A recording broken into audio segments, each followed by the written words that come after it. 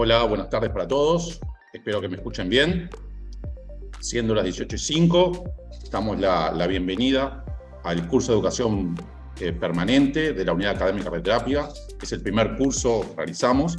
La verdad que lo cincelamos con un trabajo mancomunado de hace más de 3-4 meses con Karina y la gente de DELEC que nos apoyó en este proyecto. Así que bueno, la bienvenida para todos. Esperemos que pueda contribuir al conocimiento mancomunado de toda la especialidad. Y bueno, sin más preámbulo, iniciaremos la primera actividad, que es la introducción al hipofraccionamiento, y la misma estará a cabo del físico médico, un amigo, Ezequiel Lager. Le damos una palabrita a Karina también, acá, que está con nosotros. Bueno, bienvenidos a todos. Esperamos que disfruten mucho de esta actividad y bueno, que aprendamos mucho entre todos. Y gracias, Ezequiel, por la participación de hoy. Bueno, buenas tardes a todos. Muchas gracias por asistir, tanto los que están acá presencial como los que nos acompañan de manera virtual, de manera remota. Mi nombre es Ezequiel Larger, soy físico médico de DELEC Científica y les venimos a presentar este taller que venimos trabajando junto con la Universidad de la República, junto con Federico y Karina, que nos dieron su apoyo para poder realizar este taller. La clase de hoy trata de la introducción al hipofraccionamiento. Primero presentar al equipo que me acompaña desde DELEC Científica, tanto en áreas de física, de ingeniería, personal administrativo que nos ha apoyado un montón para poder realizar este taller. Y mis compañeros del área de física médica que me están acompañando de manera virtual desde Buenos Aires y van a estar ayudándome, colaborando tanto en la presentación como para responder preguntas y respuestas. Alvin García, Katy Coelho y Miguel Yáñez. En el transcurso de las charlas que vamos a ir viendo, esta es la primera introducción al hipofraccionamiento, que va a ser una charla introductoria a todo lo que hace estas nuevas técnicas y avances que se han dado en la radioterapia. Vamos a ver los procesos de implementación de otras técnicas, principalmente desde lo básico que sería IMRT, pasando por radiocirugía, técnicas de cuerpo entero, QAP cranioraquis. También vamos a realizar un taller presencial de contorneo aplicado a técnicas avanzadas de radioterapia. Y para finalizar vamos a hablar de radioterapia intraoperatoria y braquiterapia. El curso requiere una asistencia del 80%, por lo cual para los que están de manera presencial dejamos una hoja para que después puedan firmar. Y para los que están de manera remota, si pueden colocar su nombre y apellido en el usuario de Zoom, así les damos el presente, o dejarlo en un comentario, así al final de la clase marcamos el presente de todos los que se encuentran asistiendo. Por último, habrá que hacer un examen final, que estará basado en las presentaciones que vamos dando. Y sin más, vamos a comenzar con el tema de introducción al hipofraccionamiento. En esta charla vamos a dar una pequeña introducción histórica de cómo se comenzó a trabajar con el hipofraccionamiento y las consideraciones clínicas para la implementación de manera segura de esta técnica, las complejidades que trae a la clínica, términos de calidad y seguridad que están muy relacionados con esto, y también cómo afecta la introducción del hipofraccionamiento al paciente, a los seguros sociales y a los hospitales. Y para cerrar vamos a hacer un relevamiento de la situación actual de América Latina en cuanto a tecnología, personal calificado e introducciones de estas técnicas. Primero, reducir el número de fracciones, que sería esto del hipofraccionamiento, no es algo actual, es algo que se viene haciendo desde los inicios de la radioterapia, ya que se sabe de manera empírica que mayor dosis afecta y provoca el mayor número de células muertas. En general, al aumentar la dosis por fracción, también se sabe que va a aumentar la probabilidad de toxicidades tardías asociadas. Por lo tanto, los hipofraccionamientos han quedado tradicionalmente relegados a pacientes paliativos, donde lo que se buscaba es mejorar la calidad de vida del paciente haciendo un tratamiento rápido que cure el dolor y que el paciente pueda volver a su casa lo antes posible. Pero con los nuevos conocimientos y adaptación de cómo podemos trabajar en términos de radiobiología, empezamos a poder ampliar las capacidades de esta técnica. Empiezan a sonar palabras como reparación, repoblación, redistribución, reoxigenación, que serían las 4 R's de la radiobiología, y luego se agrega la radiosensibilidad intrínseca de cada célula, que nos permite entender mejor cómo se comporta la radioterapia al interaccionar con el organismo. En una primera instancia, si proponemos dos modelos similares que provoquen el mismo efecto de control tumoral, se puede dar que fraccionamientos distintos, que tengan similares dosis totales, pero a diferentes dosis por día, tengan diferentes efectos en lo que hace a toxicidades. En los eritemas, que sería una toxicidad aguda, se mantienen relativamente iguales, pero en la fibrosis, que sería una toxicidad tardía, aumenta considerablemente al aumentar la dosis por fracción. A partir de lo dicho anteriormente, es que se empiezan a construir modelos que nos permiten estudiar mejor el comportamiento de los organismos.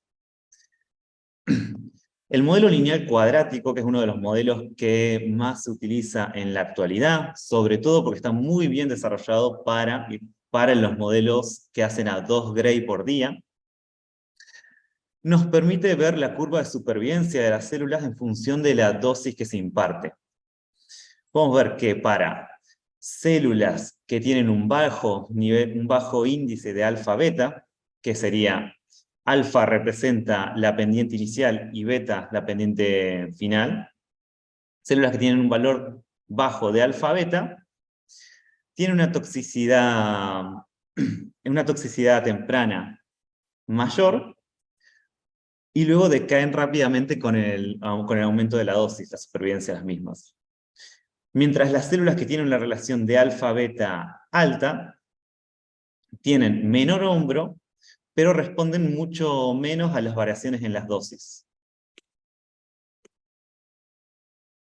Este modelo explica muy bien el comportamiento cuando empezamos a fraccionar los tratamientos, principalmente a 2 Gray día, que es lo que se suele utilizar tradicionalmente como modelo estándar en la clínica diaria. Para células que tienen un alfa-beta bajo, el fraccionamiento hace que las células se puedan repoblar muy rápidamente y llevan a que realmente el fraccionamiento tenga un impacto muy grande en las toxicidades que vamos a encontrar.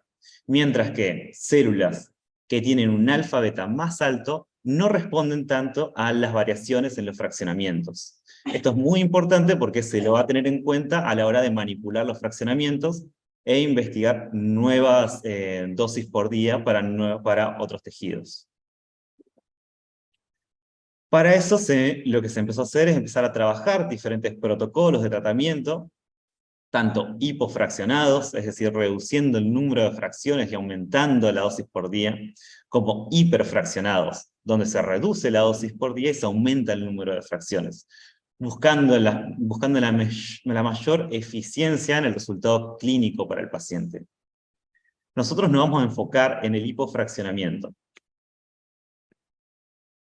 Si bien la radiobiología se estudia desde que se empezaron a tratar, desde que se descubren los rayos X y se descubre que se puede tratar lesiones con radiaciones, no está bien determinado qué sucede cuando las radiaciones son muy altas.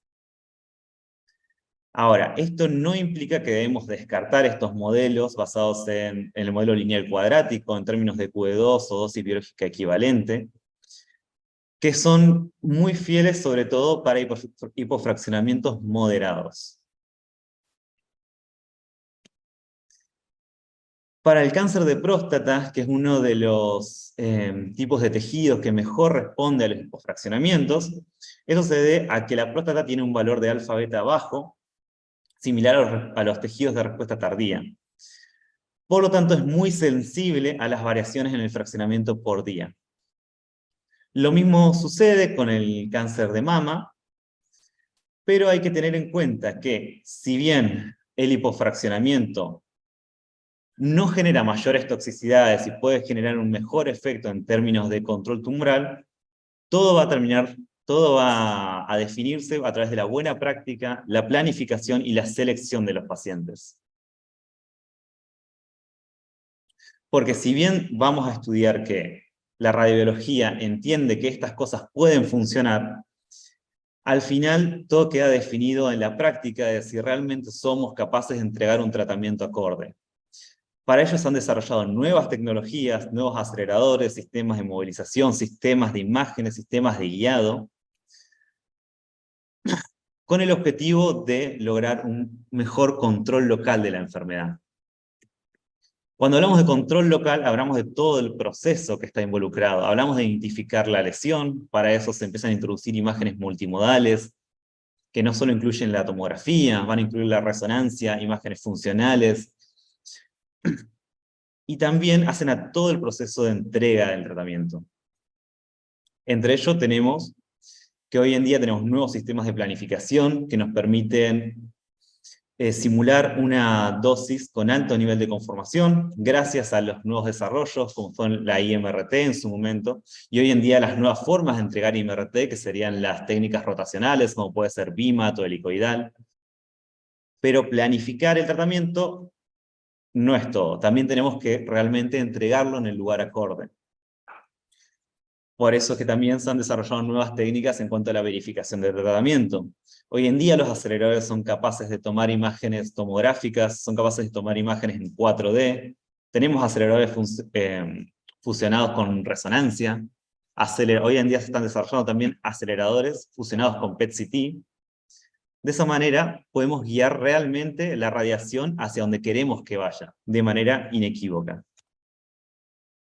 Estos aceleradores comienzan a ser cada vez más precisos y más veloces en la entrega del tratamiento, porque a medida que aumentamos la dosis por fracción, también los tratamientos se vuelven más lentos. Por lo tanto, empiezan a aparecer tecnologías como el triple F que aumentan la tasa de dosis.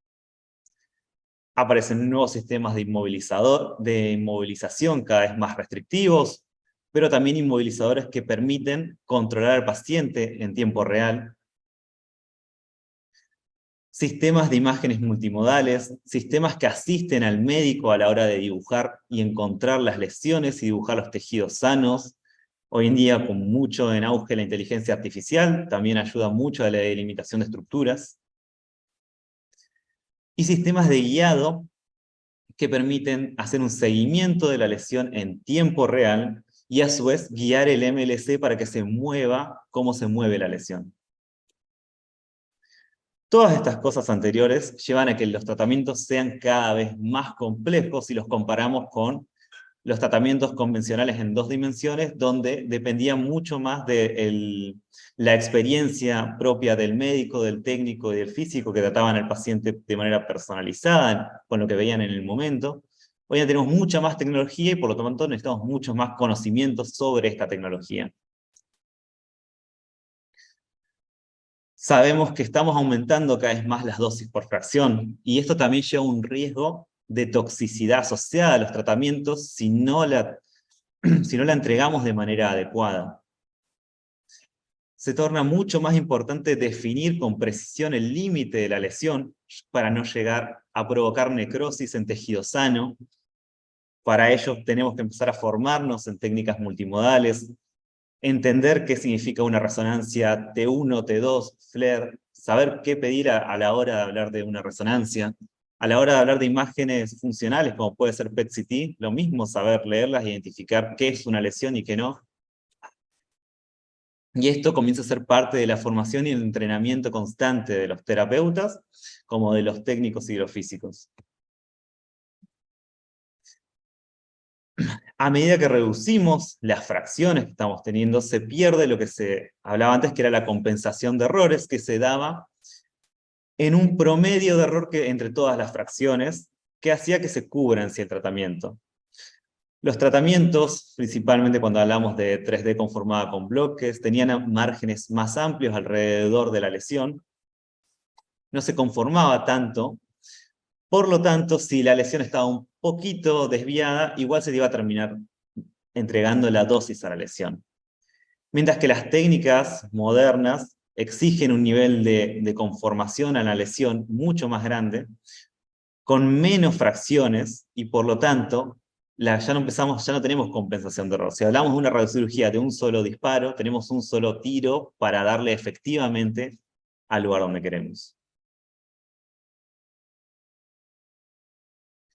A medida que se fue progresando en estos niveles de conformación, sobre todo con nuevos algoritmos y nuevos sistemas de cálculo, comenzamos a poder conformar más la dosis y realmente entregarla en el lugar que queremos. Y si bien los equipos modernos, en su mayoría, son capaces de entregar y planificar tratamientos altamente conformados, no debemos olvidar que no todos los pacientes necesariamente son candidatos para estos tratamientos. Hay pacientes que no pueden estar 10 minutos en una camilla, hay pacientes que directamente no pueden soportar la respiración si tienen que hacer una técnica de inhalación profunda. Entonces debemos recordar que la técnica debe ser la adecuada para el paciente.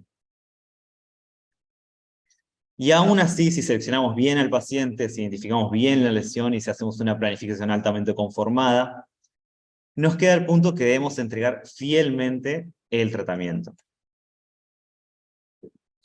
A la hora de entregar el tratamiento, como dijimos, a medida que aumentamos la dosis por fracción, también va a aumentar el tiempo de tratamiento. Por lo tanto, existen cada vez más probabilidades de que el paciente se mueva, ya que las posiciones no necesariamente tienen que ser las más cómodas, sobre todo si uno las tiene que aguantar por más de 10 minutos y tiene dolor. Para ello se desarrollaron sistemas de movilización rígida, es decir, sistemas de movilización que actúan sobre todo el cuerpo y bloquean lo máximo posible el movimiento del paciente, que para muchos pacientes puede funcionar muy bien y para muchos pacientes les puede llegar a provocar una especie de claustrofobia. También contamos con sistemas de movilización activa, que utilizan sistemas de movilización más laxos y más convencionales a los que estamos viendo en la clínica diaria, pero se les agregan sistemas de seguimiento que pueden, por ejemplo, usar rayos X en tiempo real para guiar el MLC, o también hacer un seguimiento, un mapeo del cuerpo y de la superficie de la piel para detectar si el paciente se mueve, detener la irradiación. En cuanto al guiado de las de tratamiento, se introduce cada vez más en los protocolos la IGRT, que esto comienza a ser fundamental a la hora de hablar de hipofraccionamientos altamente agresivos. Y esto es algo que puede llegar a cambiar un poco el funcionamiento diario de la clínica, porque esto requiere, si bien los pacientes van a empezar y terminar su ciclo cada vez más rápido, también va a requerir que tengamos personal calificado constantemente en las máquinas de tratamiento y que definamos los protocolos correctos y precisos, que todos sepamos cómo funcionan para decir, bueno, si el paciente presenta una desviación menor a tantos milímetros, el paciente está ok. Si está entre tantos milímetros, debo corregir y volver a sacar una imagen, pero todos debemos estar de acuerdo y debe estar por escrito cómo actuar ante los diferentes escenarios. Ya que si bien un alto nivel de conformación no importa si no le damos al blanco, y es la IGRT, es decir, las imágenes diarias, lo que termina siendo fundamental en estos tratamientos agresivos. La introducción del hipofraccionamiento supone un gran beneficio para el paciente y la clínica, pero no debemos olvidar que esto supondrá una mayor carga de trabajo para el staff. Podemos pasar de tener 70 pacientes por día a tener 100 pacientes en el día. Y esto va a implicar directamente más consultas diarias, más control de calidad, mayor diversidad en los software con los que trabajamos, más equipos, nuevas técnicas, nuevos protocolos. Todo esto puede llegar a suponer que si bien aumenta el rendimiento de la clínica por paciente, quizá debemos considerar que esa clínica va a requerir más staff para la introducción de estas técnicas. Por eso es muy importante que a la hora de introducir una nueva técnica, nos tomemos el tiempo previo para definir los procedimientos claros, con roles y las responsabilidades de cada uno de los participantes. Los ateneos multidisciplinarios comienzan a ser fundamentales. En estos tienen que participar tecnólogos, radioterapeutas, tienen que participar especialistas por imágenes, que nos sirven para discutir cómo es la manera correcta de implementar estas técnicas. Porque todo esto nos va a llevar a asegurar la calidad y la seguridad de los tratamientos que brindamos. Y calidad y seguridad son dos términos que se encuentran íntimamente relacionados. Cuando una nueva medida de seguridad se implementa en la clínica, no debe ser tomada como una medida burocrática que entorpece el procedimiento, sino una medida que apunta a mejorar la calidad del tratamiento. Hay numerosos estudios que investigan qué sucedió en diferentes ensayos clínicos y cuáles fueron los resultados de esas toxicidades encontradas. Y los datos de control de calidad derivados de ensayos clínicos prospectivos demuestran indiscutiblemente que la falta de seguimiento de los requisitos de radioterapia especificados en el protocolo se asocia directamente con una reducción de la supervivencia, control local y potencialmente mayor toxicidad. Para esto, supongamos un ejemplo de un tratamiento muy simple de la clínica diaria, donde uno esperaría que el blanco se encuentre cubierto por una dosis entre el 95% y el 107%, y ese sería el margen de beneficio que uno espera que, según el protocolo que uno está siguiendo, presente el beneficio que se dice en ese protocolo. Sabemos por la historia de la radioterapia que han existido incidentes aislados, que fueron muy graves, y que son generalmente lo que estudiamos en los reportes como accidentes de Francia, accidentes de Panamá, de Nueva York. Pero es esto en realidad lo que sucede en la clínica diaria. Tenemos un gran número de pacientes que se encuentran en este 95 y 107% y quizá y nunca nos pase tengamos un incidente grave. Según las recopilaciones de incidentes en radioterapia, 3 de cada 100.000 tratamientos en radioterapia pueden tener un resultado clínicamente adverso. Que esto, si vemos los pacientes que tratamos en el año, no suena un número muy grande. Según las experiencias de Nueva York, 1 de cada 10.000 pacientes va a presentar una tasa de error grave. ¿Qué quiere decir esto? Que en términos estadísticos, en realidad lo que sucede es que tenemos pacientes que entran en una categoría de radioterapia subóptima. Es decir, que tenemos que ser conscientes que existe la posibilidad de que ciertas condiciones inseguras o condiciones que disminuyan la calidad de nuestro procedimiento tengan un impacto en el resultado clínico de nuestro paciente. Esto quiere decir que estas consecuencias no son mesurables porque no van a ser un incidente que va a salir luego en el periódico, que el paciente va a fallecer, sino que simplemente el paciente se va a reducir su probabilidad de supervivencia. Y esto es muy difícil mesurarlo, pero estadísticamente es lo que sucede en las clínicas.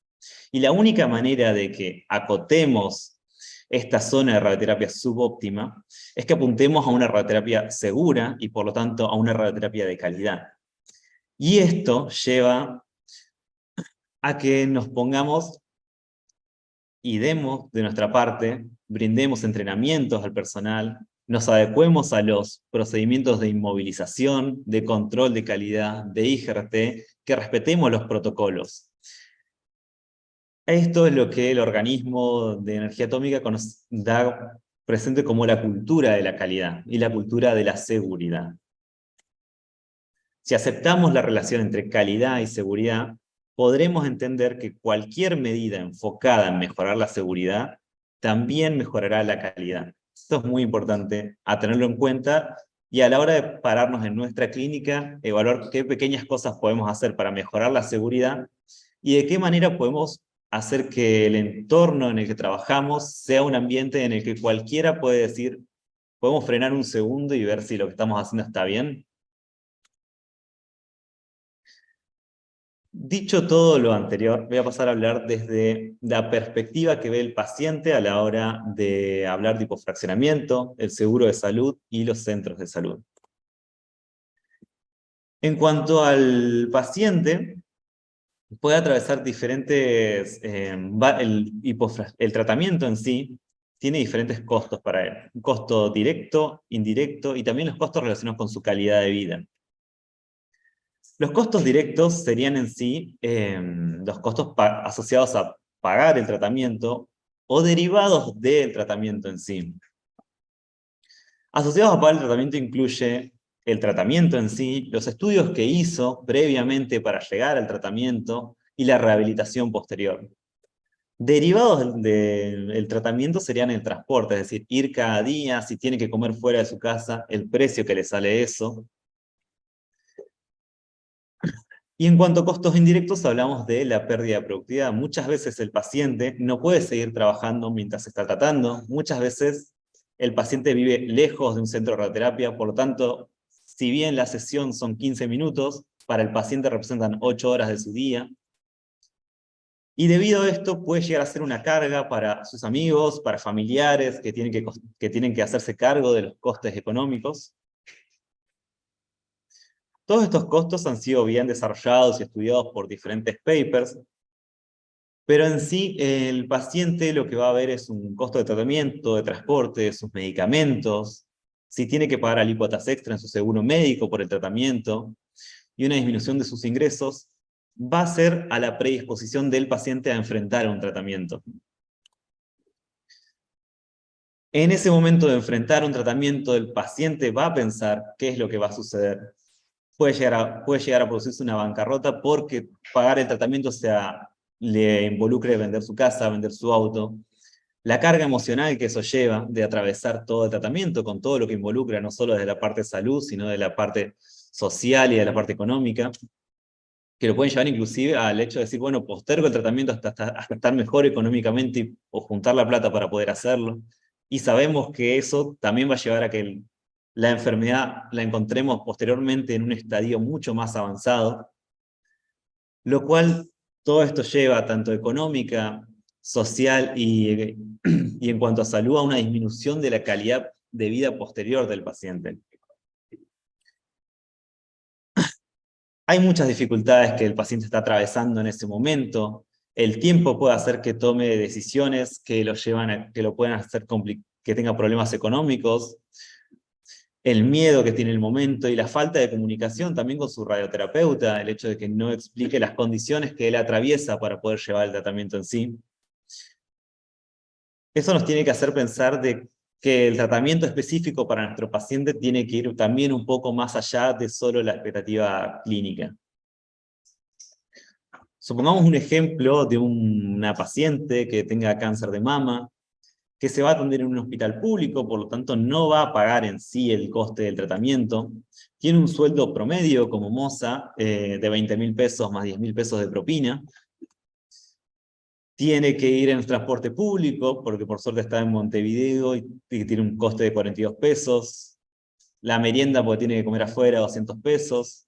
Si suponemos un fraccionamiento tradicional de 25 fracciones a 2 Gray por día, el coste del tratamiento para ella, inclusive no pagando el tratamiento, es de 38.350 pesos uruguayos, lo cual es más de un mes de sueldo, y para ella esto puede ser un montón, sobre todo porque las enfermedades no avisan cuando aparecen, y uno no siempre tiene un resto para poder afrontar esto. Los hipofraccionamientos pueden hacer que este impacto baje un montón para el paciente. Ya con 15 fracciones hablamos de 23.000 pesos, y los fraccionamientos más agresivos, de 5 fracciones, pueden llevar a darle un coste a la paciente de solo 7.600 pesos. Eso también habla mucho de un proceso de democratización de la radioterapia que empieza a ser más accesible para las personas.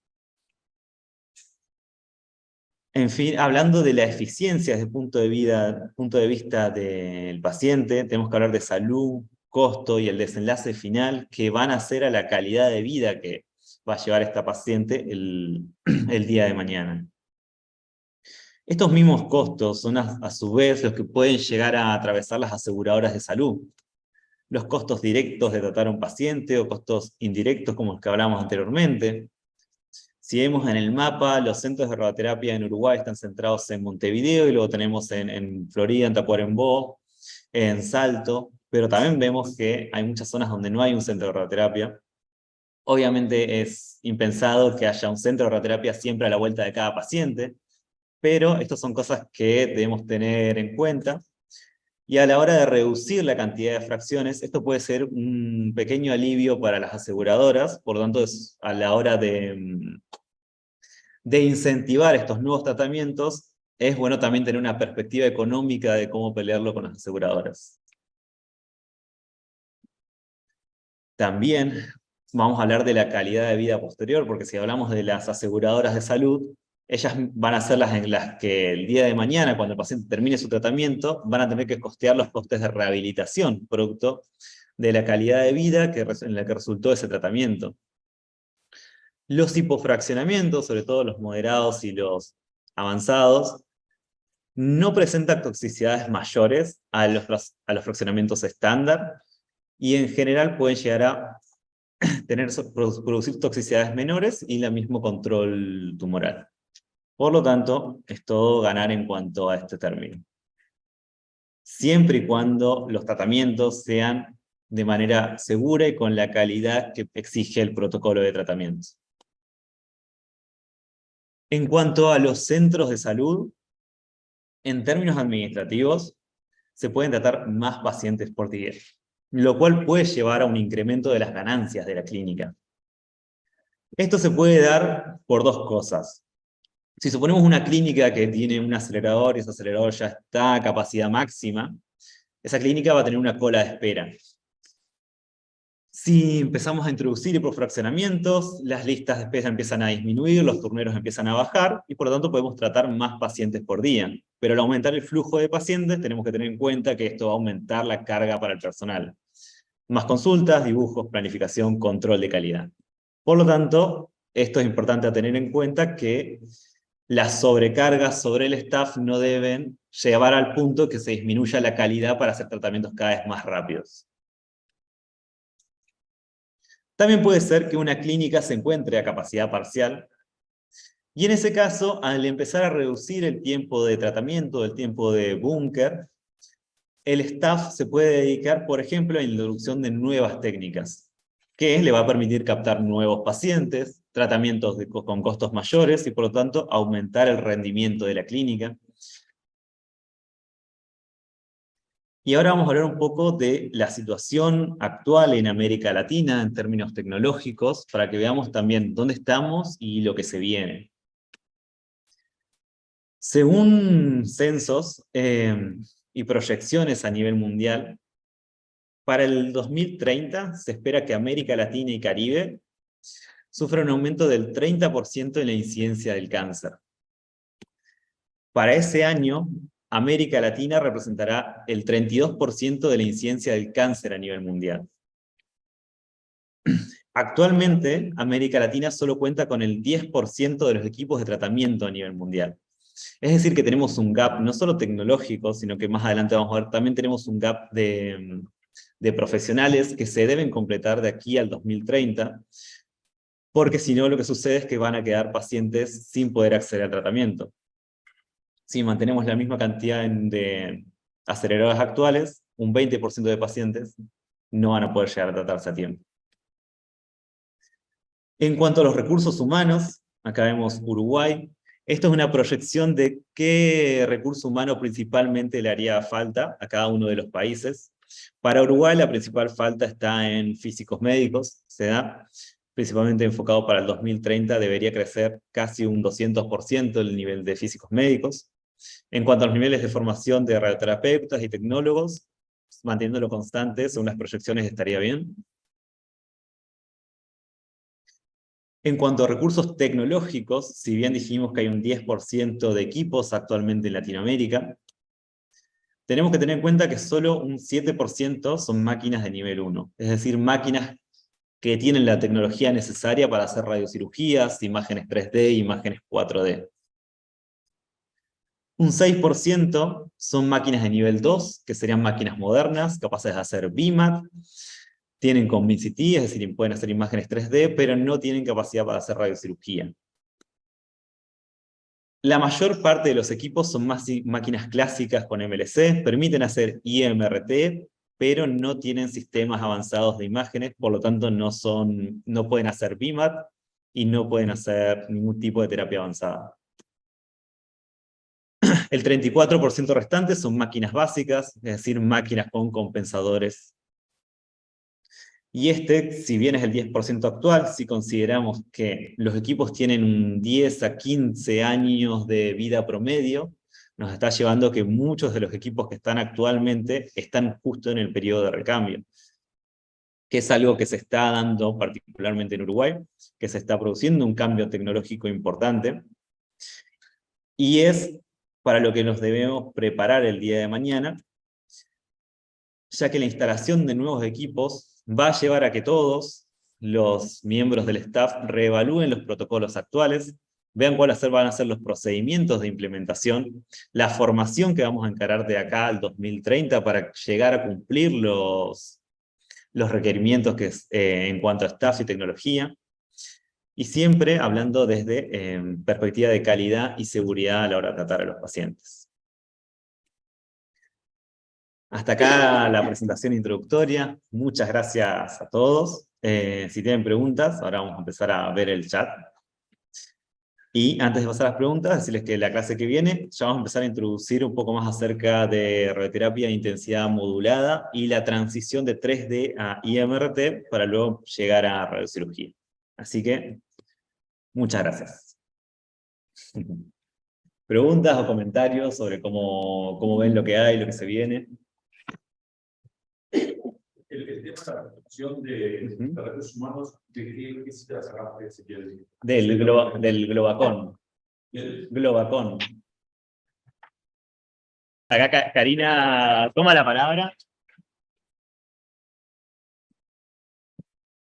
Hola, no, que me parecía, digo, toda la charla súper interesante, todos los datos, todo lo que compartiste con nosotros, y me pareció muy bueno que se comparta la perspectiva del paciente, y bueno, que eso es algo que se ve mucho asociado al hipofraccionamiento, todo lo que es el componente, todo lo que tiene que ver con el componente emocional, que bueno, muchas veces vemos que una de las limitantes o de lo que plantean los pacientes es el tener que alejarse de su familia, el tener que trasladarse durante tiempos tan largos, y bueno, sin duda el hipofraccionamiento les permite eso también, y entiendo que es un componente importante. Sí, no hay que perderlo de vista.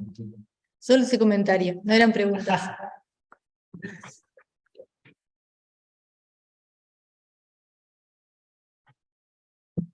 Y acá también invito a mis compañeros, colegas, si quieren hacer alguna reflexión o agregar, también están invitados. Sí, yo quería adicionar al comentario que el hiperfraccionamiento es una técnica que realmente está llevando a todas las compañías fabricantes de equipos de radioterapia, no solamente aceleradores lineales, sino también softwares y inmovilizadores, como dijo Ezequiel, para mejorar todo lo que es la tecnología en pro del paciente, ya que se ha visto que el hipofraccionamiento trae todos esos beneficios asociados a lo que es la rapidez del tratamiento y los costos asociados a todo este auge de la radioterapia. Entonces, no debemos perderlo de vista porque la radioterapia avanzada está buscando más que nada mejorar eso, justamente la precisión y la efectividad de los tratamientos. Y mientras más rápido, más efectivo, va a ser mejor para todos los pacientes. Bueno, también agregar ahí eso que dice mi compañero Miguel, que si bien es verdad, o sea, como presentó Ezequiel, todos los beneficios que tiene el fraccionamiento y que sin duda va a ser parte del futuro, llegó para quedarse, pero destacar lo que a lo largo de la charla Ezequiel mencionó mucho, que es la cuestión de la calidad, porque que esta técnica tenga todos estos beneficios, por ejemplo, el desarraigo, o sea, el menor desarraigo que tiene el paciente, los costos reducidos, igual la implementación de este tipo de técnicas se hace en un ambiente multidisciplinario donde todo el personal tiene que estar preparado y tienen que estar los protocolos bien escritos, definidos, las responsabilidades de cada persona, desde el médico, el radioterapeuta, hasta los licenciados en equipo que van a ejecutar el tratamiento. Entonces, quería destacar esto del trabajo en equipo que está asociado a toda esta implementación de técnicas modernas.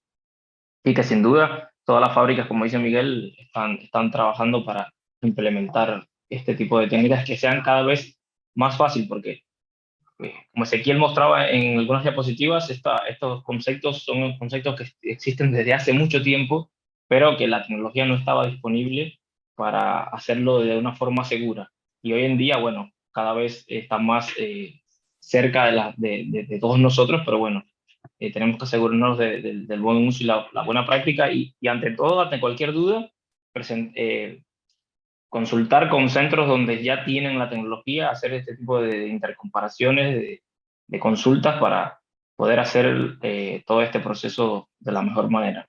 Bueno, si no hay preguntas, esta es la primera de una serie de charlas, así que el martes que viene, misma hora, mismo lugar, nos volvemos a encontrar. Y muchísimas gracias a todos los presentes, de manera virtual y de manera presencial. Y obviamente muchas gracias a la cátedra, a Federico y a Karina, que me ayudaron mucho en la coordinación de todo esto. Hasta luego. Hasta luego.